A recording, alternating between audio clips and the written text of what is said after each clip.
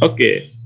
Eh, Karena tadi itu ini kita coba lihat ke Bima sedikit ya, fokus karena area studi saya kebetulan banyak di Bima, meskipun juga saya melihat sebagai konteks itu Islam-Islam yang lain dari masyarakat Muslim di bagian baratnya atau di bagian timur. Tetapi coba lihat sebagai sebuah kasus bahwa tadi saya katakan pertarungan yang intens antara tradisionalisme dengan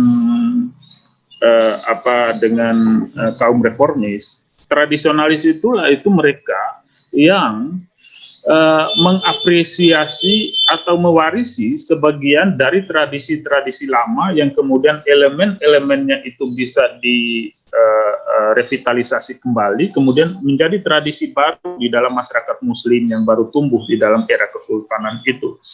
Nah, itu tradisi. Sementara kaum reformis itu adalah oponen dari itu, adalah lawan dari yang tadi itu. Nah, di Bima sebagai sebuah masyarakat Muslim yang sebetulnya mewarisi tradisi Hindu dari kesultanan, dari kerajaan itu, tentu reformasi peralihan kekuasaan dari kerajaan ke kesultanan tidak serta-merta mengubah secara 100% masyarakat gitu. Tetapi Prager itu menggambarkan Islam meskipun di era kesultanan, Bima meskipun di era kesultanan masihlah merupakan garden of magic gitu. The garden of magic. Ya, tamannya magic gitu ya. Coba bayangkan betapa kalau orang Muhammadiyah itu bahasanya adalah penuh dengan bid'ah dan khurafat karena praktik-praktik keagamaan yang masih di Bima. Praktik Islam kalau kita baca Pak Adlin Sila itu ada istilah karana Allah. Karana Allah itu praktik pengobatan atau ritual healing yang sebagian bercampur aduk antara unsur-unsur Islam dengan unsur-unsur lama gitu, yang masih dipraktekkan oleh banyak orang di Bima. Nah, itu di remote area dari Bima gitu, itu masih sangat dominan dengan praktek-praktek sinkretik seperti itu. Maka muncul otoritas keagamaan baru yang dipicu oleh gelombang pergi haji. Jadi ada orang-orang pergi haji dulu, kemudian lama sekali mereka tidak seperti sekarang 40 hari atau 30 hari atau 20 hari malah di Makkah itu, tapi dulu lama berbulan-bulan. Nah, di dalam berbulan-bulan itu mereka sempat menyerap ide-ide atau narasi-narasi paham-paham keagamaan yang bercorak Wahabi gitu, yang bercorak reformis. Pulang ke Bima gitu, mereka segera menjadi agen dari cara pandang keagamaan reformis gitu. Lalu terjadi, kalau bahasanya Prager itu wahabisasi. Jadi Bima itu pernah mengalami wahabisasi. Maka sekarang jika kita melihat keadaan Bima itu marak dengan nuansa radikalisme yang bercorak Wahabi gitu, sebetulnya sudah ada presidennya pada masa lampau itu gitu. Nah, tetapi untungnya tadi wahabisasi itu, jadi orang-orang haji yang pulang dari Makkah itu berubah fungsinya itu menjadi agen Islamisasi yang reformis tadi itu dengan cara melakukan pembasmian tentu juga secara kultural, tidak pakai kekerasan terhadap masyarakat Bima yang masih dikategorikan sebagai garden of magic tadi, sehingga berkat mereka Bima mengalami Islamisasi secara total, kecuali sebuah site kecil di wilayah pegunungan di mana di situ dihuni oleh orang-orang yang masih sampai sekarang mempraktekkan sinkretisme keagamaan, yaitu Paraku. Paraku itu agama. Kebetulan saya penelitiannya di situ di bawah itu. Nah, untungnya di Bima itu karena corak kepemimpinan istana yang bersifat daya dik tadi itu, maka sebetulnya cair antara tradisionalisme dan reformisme itu. Dan untungnya terdapat lembaga-lembaga baru untuk mencairkan dengan cara mempertemukan antara agen-agen atau otoritas-otoritas tradisionalisme dari kalangan Nahdien dan reformisme dari kalangan Muhammadiyah itu dalam lembaga-lembaga yang bernama PIB namanya. PIB itu Perhimpunan Islam Bima.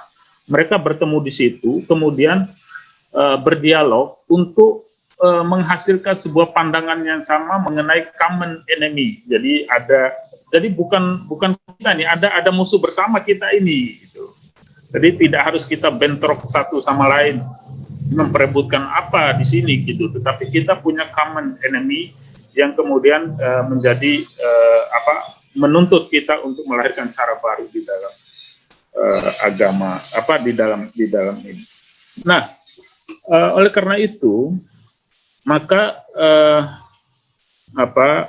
ada pranata-pranata budaya atau pranata lokal yang kemudian dikembangbiakkan, dipertahankan, kemudian ditransformasikan jika ada elemen-elemen yang tidak sesuai dengan perkembangan zaman, lalu ditransformasikan oleh masyarakat Muslim baik di Lombok juga maupun di Sumbawa, dan di instalasi fungsi baru gitu. Fungsi baru kalau tadi sebagai wahana ritual, tetapi juga diinstalasi di dalamnya itu fungsi sebagai peredam gerakan-gerakan sosial, politik atau keagamaan yang punya potensi untuk menghancurkan integrasi umat gitu. Maka sekarang jika ada gerakan transnasional yang berkembang gitu, terutama di wilayah Bima gitu, maka orang mulai melihat pranata-pranata budaya lokal itu untuk dipikirkan, direvitalisasi.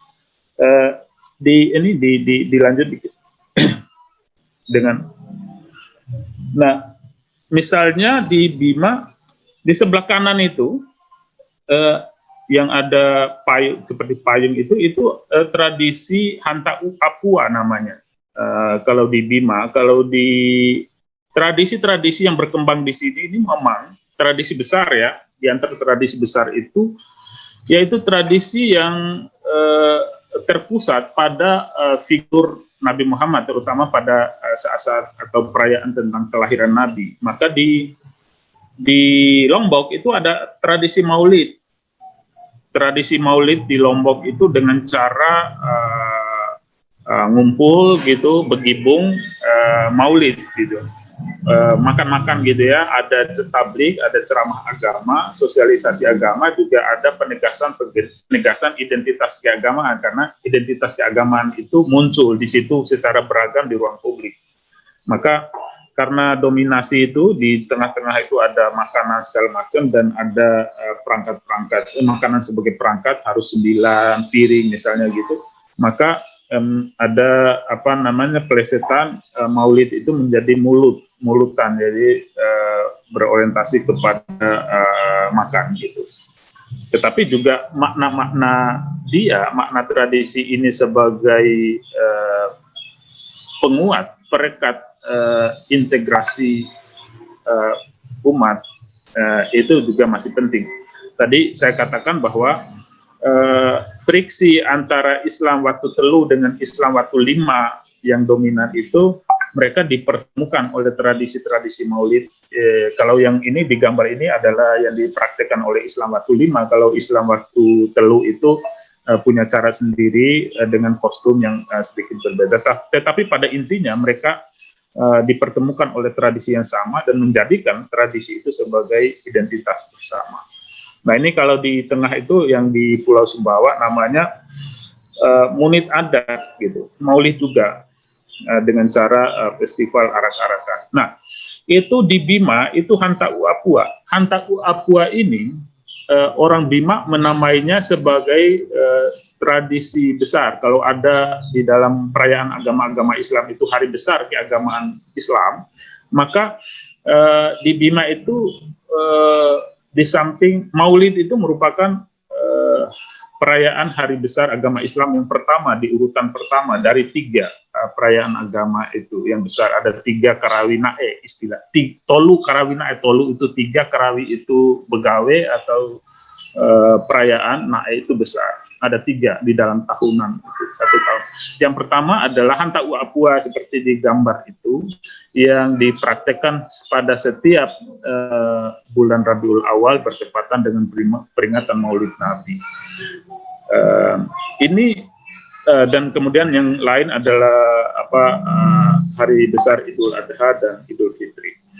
Nah, menarik sejarah Hanta Uapua ini itu adalah sebuah tradisi yang terbentuk akibat negosiasi yang rumit gitu antara penganjur Islam tadi itu Syekh Ribandang, Datuk Ditiro segala macam, yaitu ulama-ulama yang berasal dari Sumatera dan kemudian singgah di Makassar, kemudian datang ke Bima, kemudian tidak serta-merta ternyata Islam itu mulus-mulus gitu. Pada Sultan kedua itu mereka meminta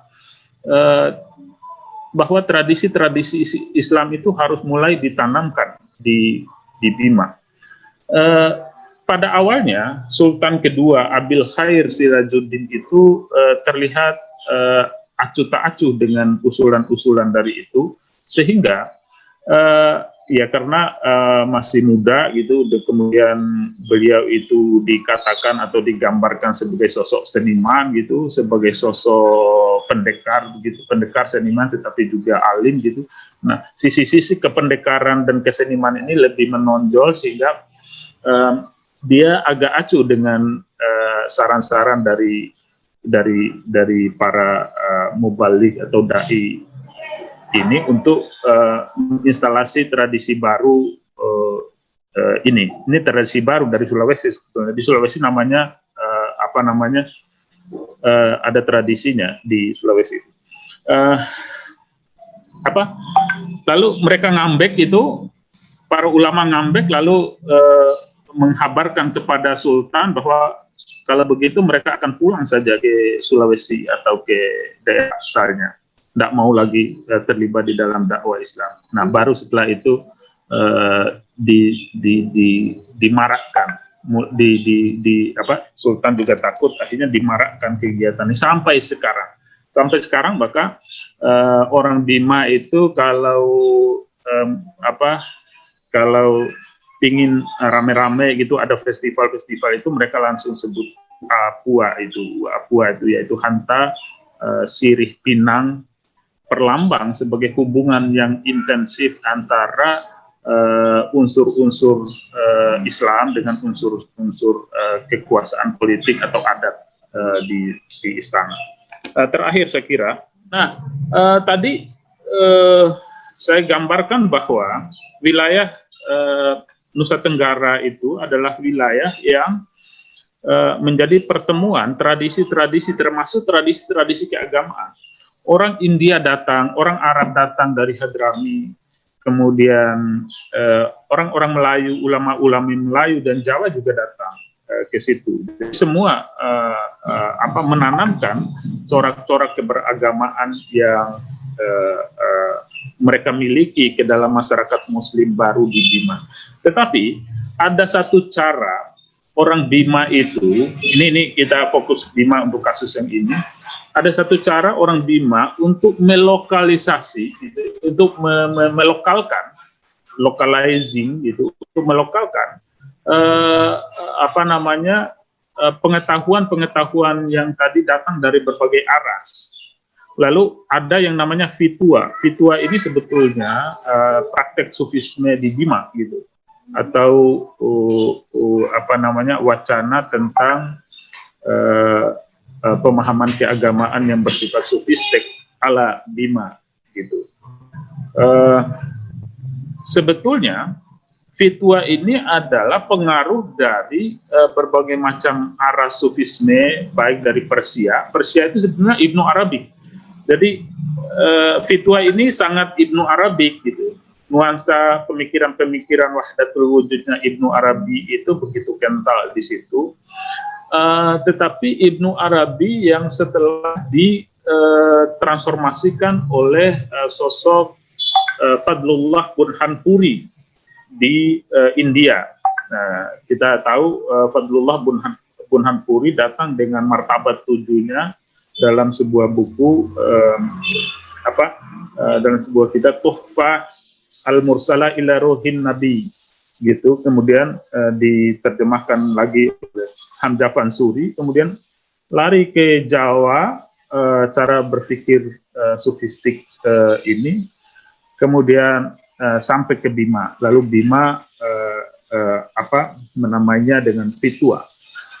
Selain cara atau corak sufisme Ibnu Arabi, maka Al-Ghazali juga muncul gitu atau berkembang di Bima. Maka Fitua ini di samping sebagai sebuah praktek sufisme yang bercorak falsafi, juga adalah praktik-praktik tradisi keagamaan yang bercorak etis gitu, yang bercorak etis sebagaimana diajarkan oleh Imam Al-Ghazali. Nah, nanti juga di samping ini adalah beberapa tradisi-tradisi. Tadi ada ini Fitua, kemudian tadi ada Hanta Apua. Nah, termasuk tadi yang disinggung oleh Kang Milal itu tradisi Rimpu. Rimpu itu sebetulnya cara orang Bima itu melakukan localizing Islam. Jadi ajaran-ajaran mengenai tutup aurat itu kemudian dilokalisir oleh orang-orang Bima gitu. Kemudian menjadi praktek Rimpu. Sayang sekali gambarnya tidak ada di sini, tapi nanti saya kasih tahu, nanti saya tampilkan anak saya untuk praktek Rimpu.